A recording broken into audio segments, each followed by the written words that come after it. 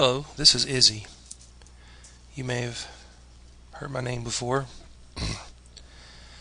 from Starsiege, and in this tutorial video, 1 of 5 actually, I will be covering how to model a weapon in 3D Max 2.5. After the series of 5 videos, you should and will be able to create a weapon, model it, apply a skin, create a skin palette, animate, export that weapon, and it will work in Starsiege. Okay, the first thing to do before we start modeling our weapon is to set up our viewports. Go ahead and use the rotate button down here in the corner and just kind of bank your perspective screen down a little bit. You'll notice in the middle of your perspective screen here you have a black cross. Roll your middle mouse button and zoom down on that cross until the square almost fully takes up your entire viewport, as I am now. Go ahead and zoom in a couple more times here until your entire viewport is nothing but an X. That is about the right scale for a weapon for Starsiege. In this tutorial video, I'm going to cover several things here. If you do not have 3D Max 2.5, you can acquire it from various places, one of which is www.tricountyghosthunters.com/S. Look for 3D Max Updated, the file. Okay, what I'm going to be creating here for us today is going to be a PBW type of weapon. It's going to resemble the PBW from Starsiege. It's actually fairly easy to make. We're going to use several different techniques that you will need to know throughout the process of your modeling a weapon, all of which I'll cover. Some of them I may not use, but I'll still cover them. For example, NURBS. We will not use NURBS to create this particular weapon, but I will go ahead and cover NURBS. One thing that you want to keep in mind as you create a weapon is your polygon count. You do not want it to be too high.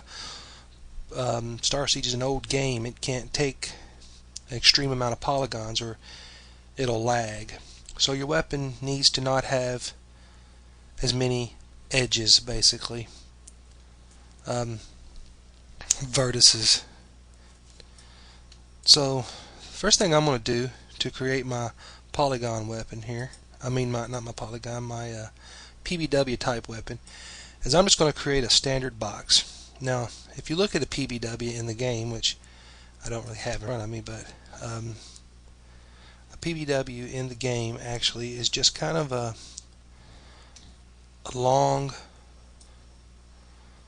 skinny box like so, but it's not, it's thick. It's almost like a blade of a sword, and that's what I want to go for. So I just made a long box and I kind of raised it up a little bit and made what looks kind of like the blade of a sword, which is cool. Now our first technique we're going to use on this particular box to make it look more like the PBW is we're going to cut out the center, and what we're going to do here is we're going to use a thing called boolean. Boolean is very important and it's very cool. Boolean is basically, you can use boolean to subtract or add one shape from another. So basically I can take another box, and what I need to do is bring up all my other viewports so I can see what's going on. So this button down here in the corner, zoom extents all, brings all my viewports to the front, and I can use the hand tool to kind of move them around. This is very important. You're going to need to look at your viewports here, especially your top. Okay, now I'm going to use my top here, and I'm going to create a box inside the box I just made.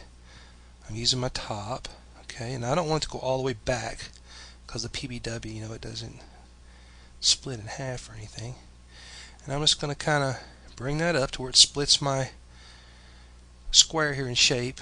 Go ahead and align this. This is your align tool at the top. If you click that and then click back on your first box you made here, your blade, click X, Y, and Z. That'll line that to the exact center of that box.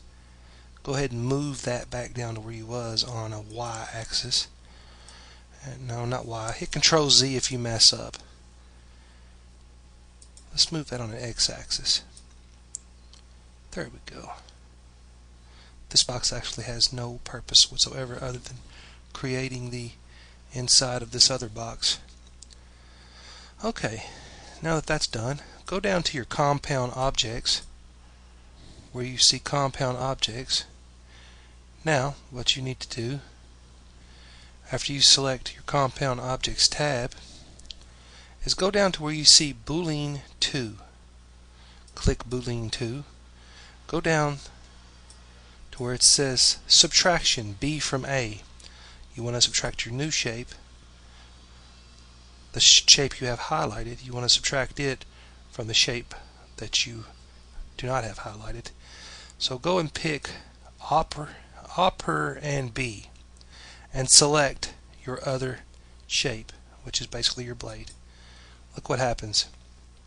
It just cut that out from the center of that object. Now we're left with this real cool horseshoe type looking shape. Okay, let's go a little further with this. We're going to leave Boolean objects now, and we're going to go to our Modifiers tab. Click on your Modify tab, and locate the button called Mesh Smooth. If you don't have Mesh Smooth, go up here to this button that says Configure Button Set and add it. You click that, you add right here a number of buttons. You select the blank button and click over here to add it. What Mesh Smooth does is it takes off the square edges and makes it more round, more realistic. You don't want to use Mesh Smooth too much or you'll add too many polygons. But once is okay. Click Mesh Smooth. Look what happens. Now we have a almost PBW type looking weapon here already. Check this out. If you want to, you can go up and render it and actually see how it's going to look rendered. See that? That's really cool. Okay, now that we have the blade part done, we're going to move on to the next part, and we're going to make the base for this thing. Okay, let's just go ahead and call this barrel 32. Barrel, skip a space, 32. The 32 at the end is the level of sight in the game. Basically, level 32 is what you see when you go into the game and you hit Control V. It's what you see of yourself. Let's go ahead and start on our base part of our new weapon here. And let's just start off with another box. Okay? Alright, let's go back up here to our top viewport again. Very important. And somewhere along the middle here, I want to create a box about roughly the same size as my weapon, so I can use the top viewport and judge that. And maybe just a little bit thicker than my weapon. Okay, so that should be pretty much in the center. So I'm just going to move that on an x-axis towards the end of my weapon. Okay. So far pretty boring. This is just a standard box. We need to give it something with a little flavor. So what I'm going to do now is introduce you to the Edit Mesh Modifier. Edit Mesh Modifier is something that you will use numerous amounts of times. Just go down here to where it says Sub-Object and leave it on Vertex. And what you can do here is select certain edges of a particular mesh. So what I want to do here on my box is I want to select the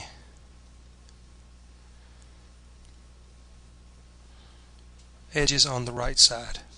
And I don't have to move them back much at all. Just enough so I can use the Edit Mesh Modifier. The Smooth Modifier. Basically, that right there is enough.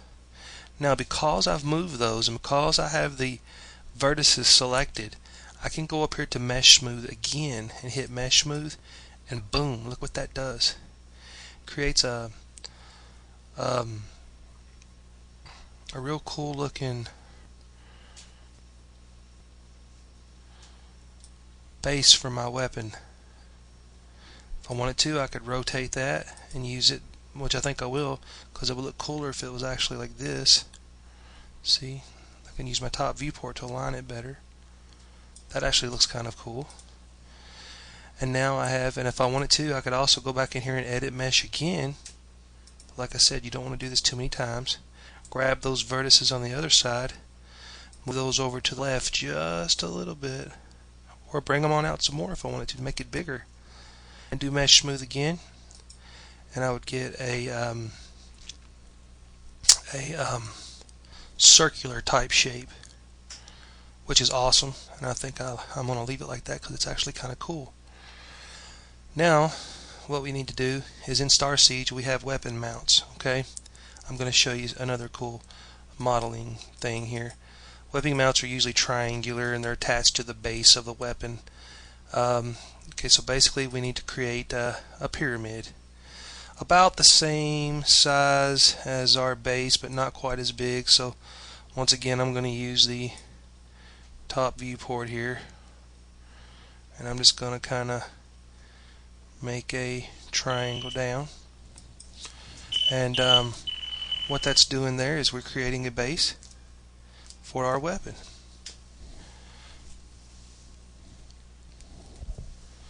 Alrighty, now what I want to show you now is another boolean. We're going to join these two together to make them one. So go back to your compound objects and go to the boolean 2. What I want you to do is go down here and go to, instead of subtraction A and B,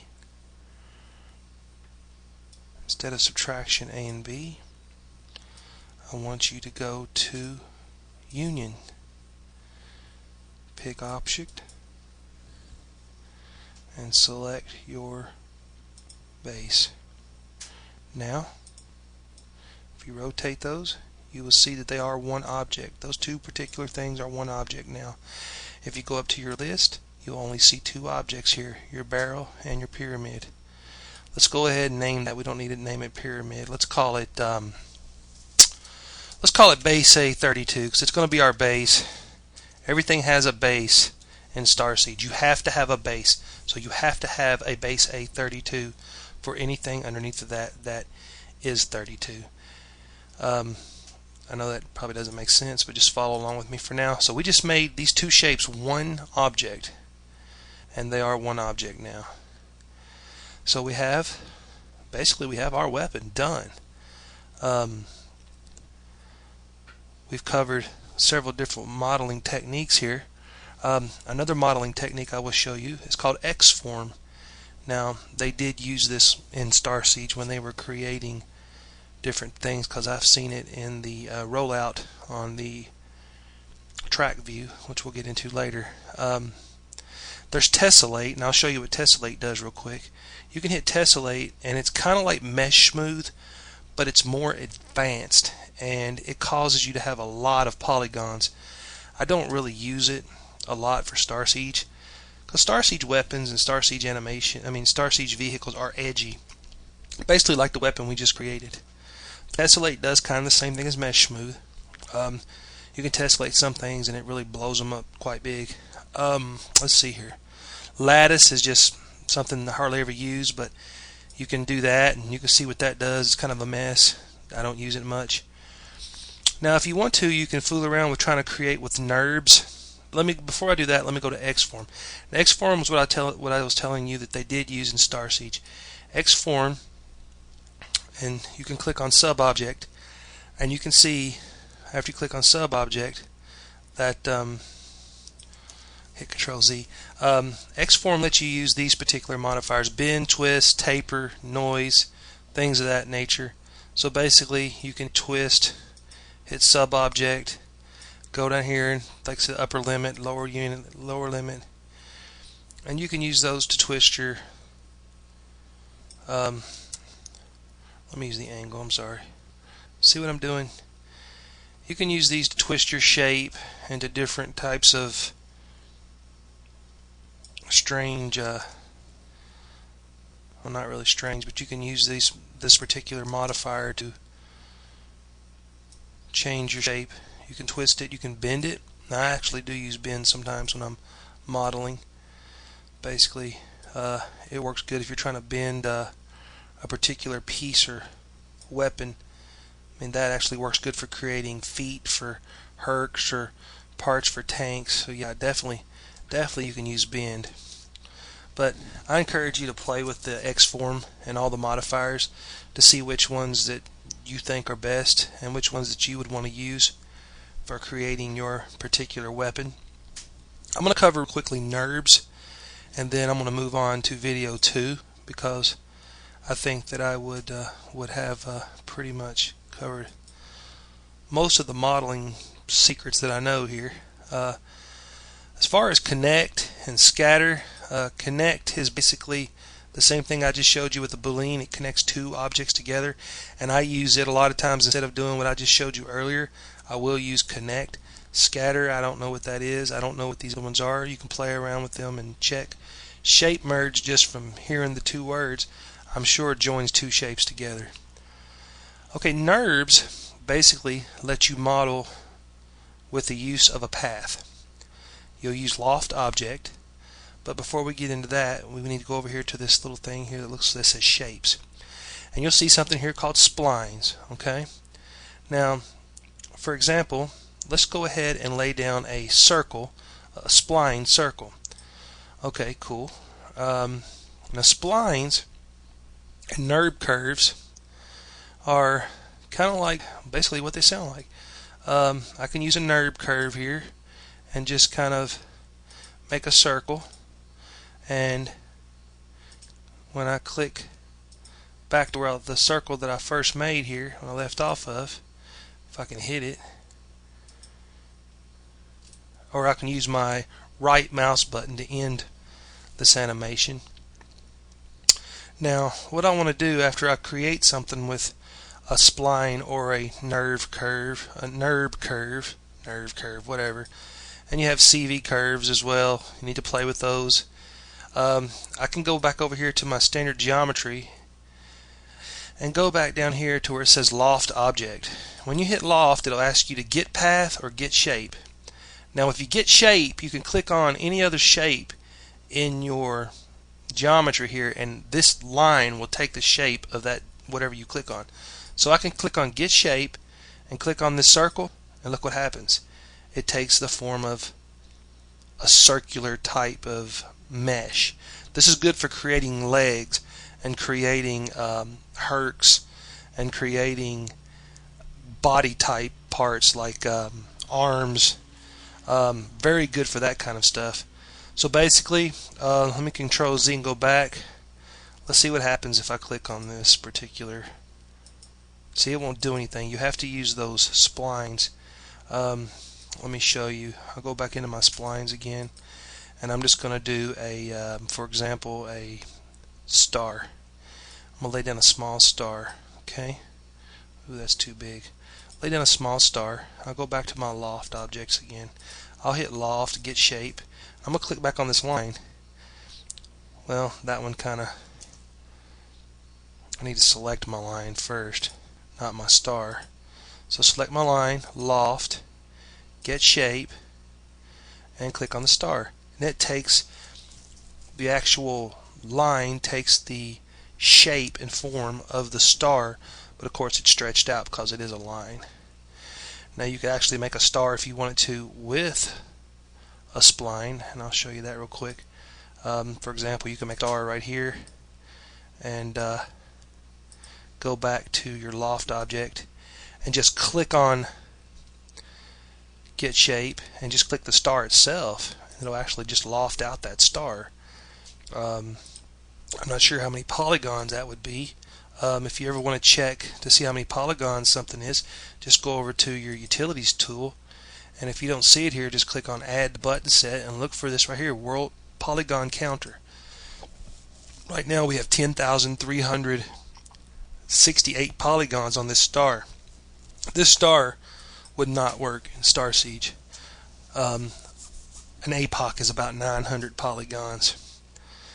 Now, if we delete everything out of this particular scene except for the weapon that we created, now let's go back and look and see how many polygons we've got on our weapon. Our weapon has 189 polygons. This is a good weapon. This is going to be the end of my first video. I hope you learned something from it. Now my next video is going to be on UVW mapping this weapon that we've created. It's an important video. It will show you how to make skin palettes. I'm going to save this. That way I can start my next video, and we'll call it New Weapon. And on our next video we'll get right into step 2. Okay, thanks for watching.